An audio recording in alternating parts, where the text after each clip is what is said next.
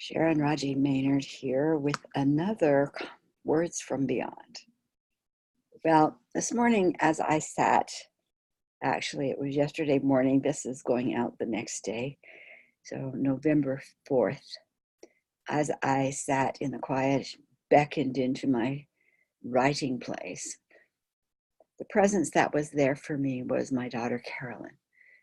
My daughter Carolyn was hit by a truck when she was 19, almost 20, and passed away almost 2 years later. It was quite a journey we were on with her. So here are the words that she wanted to share with me and then you this morning. And as you know, I'm going to be reading them. So you'll see that I'm reading rather than just speaking. So, dear Mama, it's been quite a while since we have sat to chat.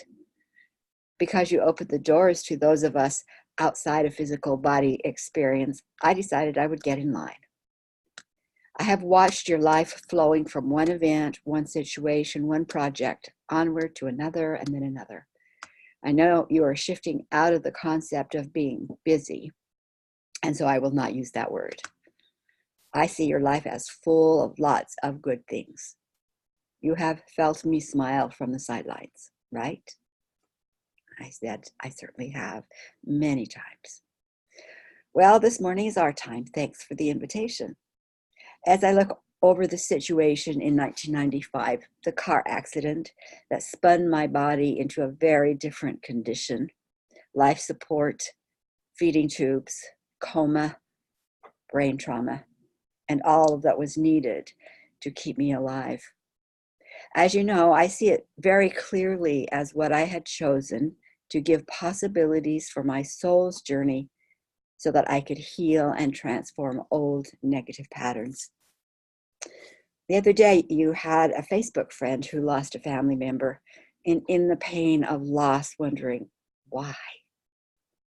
Your answer was perfect for the moment when I said, it is not always possible to know from our earthly sight. That reminds me of what I shared with you during the weeks after I left my physical body. You remember?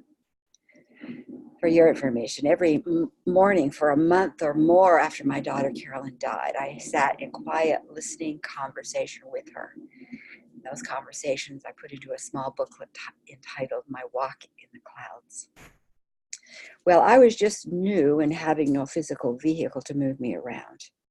I watched other individuals, you would call them souls. During those early times, I was even more appreciative of the years you had spent to learn of and interact with individuals without a physical form. Your hours to learn their method of communication, to create a model by which you could build relationships with them, and just as important, well, maybe more important, a clear set of criteria to determine who you would have interactions with. All of that really served me during those first weeks and months. What I observed was that some were prepared for the move out of the physical vehicle and earth reality. They knew that they would be met with loving friends or family, and they were. At the other end of the spectrum, there are those who had assumed that leaving the physical body would be an end to their identity and awareness. And when their life did not end totally, they were left confused. I'm alive, and wondering why their family did not hear them or why they were being ignored. Then there were those who were in dread of being judged by a greater being for some life mistakes, and being fearful of judgment, they avoided any idea or concept of going to a better place of light. That meant judgment. And they just wandered and became earthbounds, disrupting energy fields with their unhealed vibrations. During my conversations with you during those weeks after my death, I remember this observation, that even for those who believed that there was life after death of the physical body, they had not learned how to continue relating. So I had seen such individuals moving out of the body, and they wanted to share their wisdom, the ideas, and even a hug with those who are still in physical. And understanding that souls can move about quite easily and travel to visit with those they love. And we carry the same energy frequencies after death as we did during life. So even though we cannot make our presence known in the same way with a smile or a hello, when a soul comes into the space of a loved one on earth, that presence is recognized. However, because of lack of training, it is not seen as a visit or invitation to talk. The vibrations of that out-of-body family member they trigger memories, they trigger loss and tears rather than joy at reunion. What I've noticed is that most times after attempts to interact, a soul begins staying away on the periphery rather than stepping in and triggering pain. The easier way to say, I am okay, or I love you, or you are not alone, becomes to move an object into the loved one's space, such as a feather, a balloon, a coin.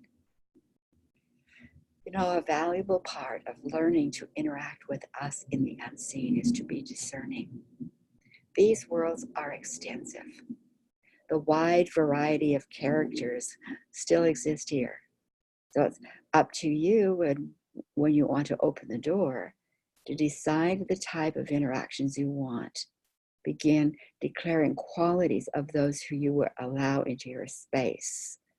And that's what you did. And that's the space you created for me. And I knew you did not go by names or titles because anyone could make up a name. But when you stated the qualities, the values, the intentions that you would interact with, then that created boundaries that those of us in the unseen have to meet.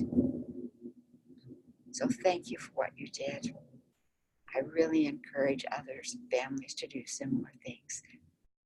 These worlds are amazing, extensive beyond comprehension, and it's well worth learning how to be with us here.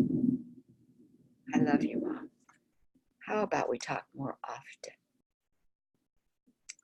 Carolyn.